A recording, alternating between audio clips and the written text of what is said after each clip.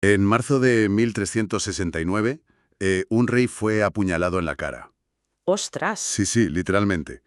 Por su propio hermano y además en una tienda de campaña enemiga. Un final de película, desde luego. Y tras caer al suelo y ser rematado, pues su cadáver quedó a la intemperie durante 3 días, expuesto a las burlas de los soldados mercenarios. Madre mía. Hoy en día, los libros de historia llaman a la víctima de este asesinato el cruel. Mientras tanto, a su asesino, al hermano que le clavó el puñal, pues la historia lo bautizó como el de las Mercedes. Es decir, el generoso. Exacto. Al desgranar todas las fuentes hoy para este análisis a fondo, nos enfrentamos a un expediente histórico que, sinceramente, desafía cualquier lógica. Y es un terreno fascinante precisamente por eso, porque tenemos sobre la mesa una montaña de documentos sobre Pedro I de Castilla. Una barbaridad de textos, sí. Por un lado están las crónicas medievales de la época, escritas principalmente por Pero López de Ayala. Ajá. Por otro, contamos con los estudios académicos modernos de historiadores como David Pasero Díaz Guerra y Julio Valdeón, y también los crudos registros militares de la Guerra de los 100 años. Claro. Y lo que toda esta investigación nos revela es que, a veces la etiqueta de villano absoluto es una construcción, un relato diseñado a medida. Vale, vamos a desgranar esto. Porque mi postura inicial, te lo digo ya, es de puro escepticismo. Ya me imagino. A ver, entiendo que la historia la escriben los vencedores, pero por mucha teoría política que haya en estos textos, los registros de nuestra investigación son escalofriantes. Sí, son duros. Muestran a un monarca que ordenaba asesinar a familiares, a nobles de su corte y a aliados íntimos. O sea, la sangre es real. No podemos decir que la crueldad fue un simple invento de relaciones públicas. Lo verdaderamente fascinante aquí es que nadie niega la sangre. Ya. Pedro I cometió actos brutales, de eso no hay ninguna duda. Pero el debate central que plantean nuestras fuentes no es si Pedro mató o no mató. Entonces, ¿cuál es? La verdadera pregunta es, ¿quién tenía el monopolio de contar esa sangre? ¿Y con qué propósito? No se trata de justificar la violencia de Pedro, sino de entender el contexto. Claro, el contexto histórico. Exacto. Para comprender por qué un reinado termina en un regicidio tan salvaje, no podemos juzgar a un rey del siglo XIV con nuestra moral actual. Hay que examinar el polvorín que heredó al llegar al trono. Y las fuentes describen un inicio de reinado que, madre mía, parece el guión de una tragedia familiar. Totalmente. Su padre, el rey Alfonso XI, muere en el año 1350. Y no muere de vejez ni batallando. No, muere de forma totalmente inesperada. Tiene el trágico honor de ser el único monarca europeo que falleció a causa de la peste negra. Y fíjate que ese detalle cambia por completo el tablero de juego. Ya lo creo. La peste negra no solo mató al rey, diezmó a la población de Castilla de una forma brutal. Uf. Estamos hablando de una crisis demográfica enorme, campos sin cultivar, hambrunas, una economía totalmente colapsada. Un desastre absoluto. Y justo en medio de ese vacío de poder, la corona le cae a Pedro, un adolescente que apenas tenía 15 o 16 años. Es que es la receta perfecta para el desastre. O sea, imagínate. Además, la herencia no venía sola, venía con una dinámica familiar insostenible. Un nido de víboras. Literalmente. Por lo que cuentan los textos, la madre de Pedro, la reina legítima María de Portugal, pues había sido completamente marginada durante años. Sí, apartada de la corte. Mientras tanto, el rey Alfonso XI vivía abiertamente con su amante Leonor de Guzmán, y con ella tuvo nada menos que 10 hijos bastardos. 10. Se dice pronto. 10 es una barbaridad. Y estos hijos habían sido criados en la corte, con riquezas, con tierras. El mayor de ellos, Enrique de Trastámara, llevaba años acumulando poder y un resentimiento brutal. Y aquí es donde la situación requería una autoridad férrea. A ver, para quien nos escucha, esto es como una sucesión en una familia de la mafia. Bueno, una analogía interesante. Tienes al heredero legítimo, que es un chaval adolescente, rodeado de medio hermanos mayores, que encima cuentan con sus propios ejércitos privados e intereses. O sea, entiendo la paranoia. Claro, es que la alta nobleza veía a este rey niño, gobernando un país arruinado por la peste, como la oportunidad dorada. Para sacar tajada, claro. Exacto. Para recuperar los privilegios feudales que la corona les había ido quitando con los años. Los nobles no querían un estado centralizado fuerte. Querían que sus feudos fueran reinos independientes. Eso es. Y encontraron en los hermanos bastardos de Pedro, sobre todo en Enrique, pues a la figura perfecta para liderar una rebelión bajo una fachada de legitimidad. Sí, el contexto explica el miedo, pero presiona sobre esto. Pedro respondió mandando ejecutar sin piedad a muchos de estos rivales. O sea, ¿no cruza eso la línea entre la supervivencia política y la tiranía pura y dura? A ver, la línea en el siglo XIV era extremadamente fina. Ya. La supervivencia de la corona dependía casi al 100% de la percepción de fuerza. Mostrar debilidad era la muerte. Exacto. Cualquier muestra de piedad ante una traición era leída por la alta nobleza como una debilidad, Mm, como una invitación directa a levantarse en armas. ya. O sea, o matas o te matan. Las fuentes sugieren que Pedro aplicó las reglas de su época. Si la nobleza intentaba desmembrar el reino, él respondía desmembrando a la nobleza. Era una cuestión de centralización del poder. Bueno, pues si tu propia familia te quiere usurpar el trono y no puedes confiar en los nobles de siempre, ¿a quién acudes? Esa es la gran pregunta. Y aquí es donde los textos muestran un movimiento estratégico fascinante por parte de Pedro. Al ver que las estructuras de poder de siempre están podridas, busca aliados fuera de ellas. Y ese es el corazón de su política estatal. Fíjate, Pedro se da cuenta de que para someter a la nobleza necesita dos cosas urgentes. Independencia militar, supongo. Sí, independencia militar y una maquinaria de recaudación de impuestos impecable. Dinero. Dinero. Para ello, se apoya en la burguesía de las ciudades y, sobre todo, en la comunidad judía de Castilla, ¿Y por qué específicamente la comunidad judía? por un mecanismo de supervivencia mutua. A ver, la comunidad judía estaba fuera de las redes de lealtad feudal y de las ambiciones dinásticas de la época. Claro, no podían reclamar el trono. Exactamente. Un noble podía intentar coronarse rey, pero un administrador judío jamás. Además, poseían una enorme alfabetización administrativa y redes comerciales internacionales maravillosas. Eran los gestores perfectos. Sí, y dependían absolutamente de la protección del monarca frente a una sociedad profundamente antisemita. Así que eran los aliados perfectos para un rey que quería modernizar la gestión del Estado. Y de ahí surge una figura clave en los documentos que estamos analizando. Samuel Aleví Abulafía. Un personaje fundamental. Este hombre es nombrado tesorero real, lo que en la época llamaban el almojarife mayor. Básicamente, el ministro de Hacienda medieval. Eso es.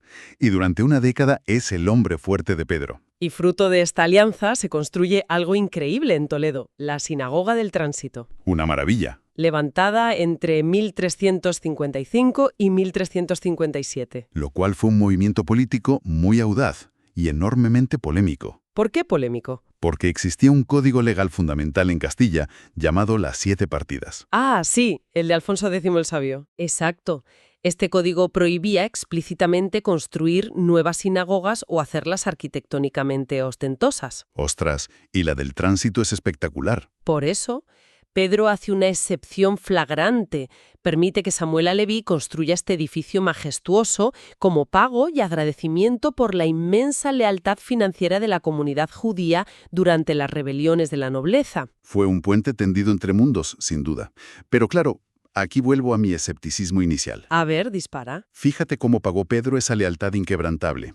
En 1360, el rey manda arrestar a Samuel Aleví. Sí, Lo traslada a las Atarazanas de Sevilla y ordena que lo torturen hasta la muerte por unas simples sospechas de malversación económica. es terrible. O sea, lo repito, por unas sospechas torturó hasta la muerte al hombre que le financió el reino.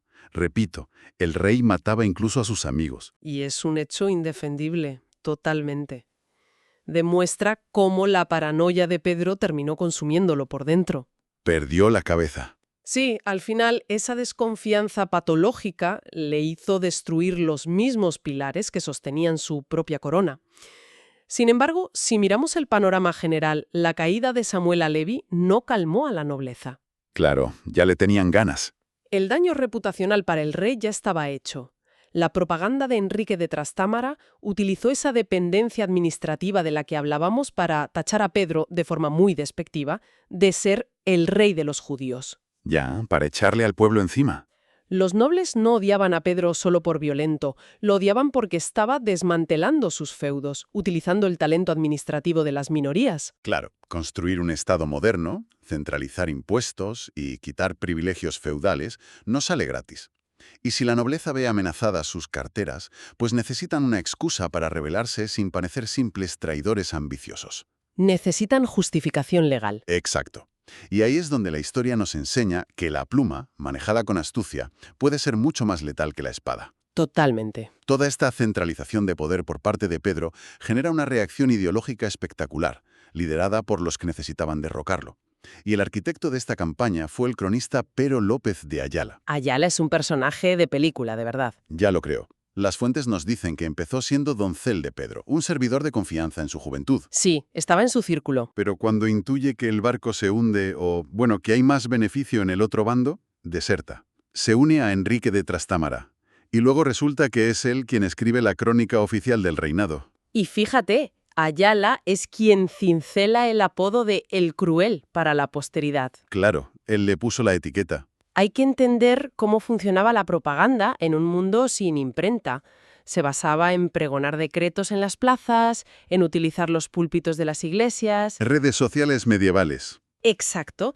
Y en legitimar las acciones mediante la literatura política de la época. Circulaban unos textos conocidos como espejos de príncipes, que eran obras de teoría política como las de Egidio Romano y las glosas de Castrojeriz. Y por lo que leo en el análisis de Baldeón, estos textos establecían las reglas de lo que era un buen monarca, ¿no? Sí. Decían que el rey es la encarnación de la ley, pero si se deja cegar por sus pasiones, por la ira, y pierde el raciocinio, se convierte automáticamente en un tirano. Ese es el mecanismo legal clave, el concepto del tiranicidio. Qué fuerte.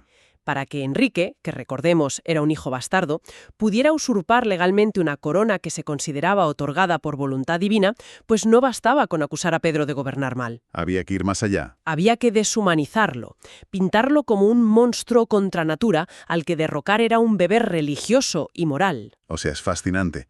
Es como cancelar a alguien hoy en día en los medios, pero con justificaciones teológicas. Una cancelación medieval en toda regla. ¿Y qué significa todo esto? Quiero decir, vuelvo a empujar hacia la realidad de los hechos. ¿Acaso Ayala se inventó todos los asesinatos de Pedro? Su propio hermanastro, Fadrique, fue asesinado por orden directa de Pedro. Por supuesto, Pedro ejecutó a sus rivales. Eso no se discute. Pero esto plantea una pregunta importante para la investigación académica moderna. A ver. La clave es exponer el inmenso doble rasero. Enrique de Trastámara y sus aliados se presentaron como los salvadores del reino frente al tirano sanguinario, ¿verdad? Sí. Pero para financiar esa supuesta guerra de liberación, las tropas mercenarias de Enrique masacraron a comunidades judías enteras en ciudades como Toledo o Nájera. Madre mía. Fomentaron el antisemitismo más visceral para robar bienes, saquear y ganarse el favor de un pueblo enfurecido por la crisis económica. Y aún así la historia bautiza a Enrique como el de las Mercedes y a Pedro como el cruel. Porque Enrique fue el que sobrevivió. Ya. Quien se sienta en el trono es quien dicta lo que el copista escribe en el pergamino oficial. Enrique fue inmensamente cruel también, pero su violencia iba alineada con los intereses de la nobleza tradicional, que eran al fin y al cabo los que financiaban a los cronistas. Claro. Quien paga, manda.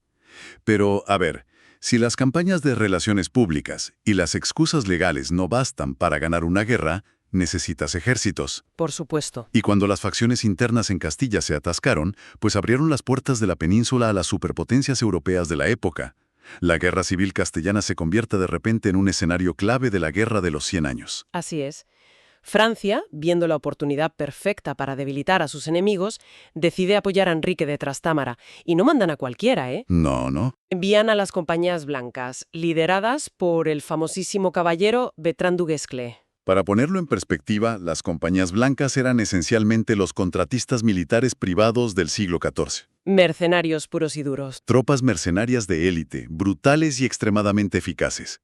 Y ante esto, Pedro busca el contrapeso lógico. Se alía con Inglaterra. Que tampoco se queda atrás. ¿Qué va?